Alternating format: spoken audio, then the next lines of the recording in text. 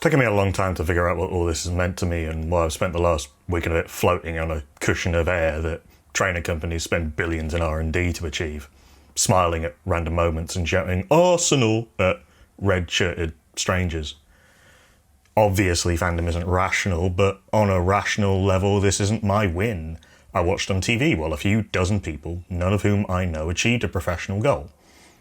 I can't even claim the reflected glory of being a match-going fan. I'm a women's season ticket holder. I was there that day in Lisbon, but I gave up my men's membership 7 years ago. The only game of Mikel Arteta's reign that I'd been there for was a League Cup game against Crystal Palace, and to give you a sense of the size or lack thereof of the occasion, Raheem Sterling started. I'm fairly sure my last Arsenal men's game before that was a loss to Östersunds in temperatures so cold that even the visiting fans from northern Sweden were wearing hats. Allegedly there were 58,404 other people there too, but nah. I gave up my men's membership because I was between jobs, mid-career change, and I couldn't afford it anymore, but it really didn't feel like that much of a wrench to give up. I'd been ground down by the toxicity of the Wenger in, Wenger out debate, by going to the game and being surrounded by people who seemingly only had come to moan at people in person rather than online, and by the sheer apathy of it all.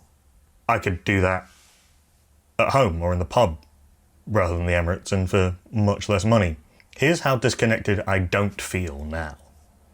A week ago today, I spent 5 hours in the Arsenal club shop buying a shirt, getting it printed with a gold badge and Wubbenmoy 3 on the back. And I did that happily. I had a really good time. I enjoyed myself, and I did it on purpose. It's about the only time I think I've ever bought an Arsenal shirt full price.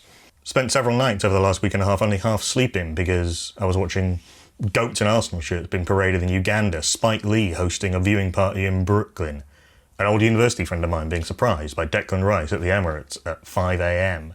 I spent breaks at work coming up with lists of people who should be on the bus. Hector Bellerin and your immaculate vibes. This one's for you.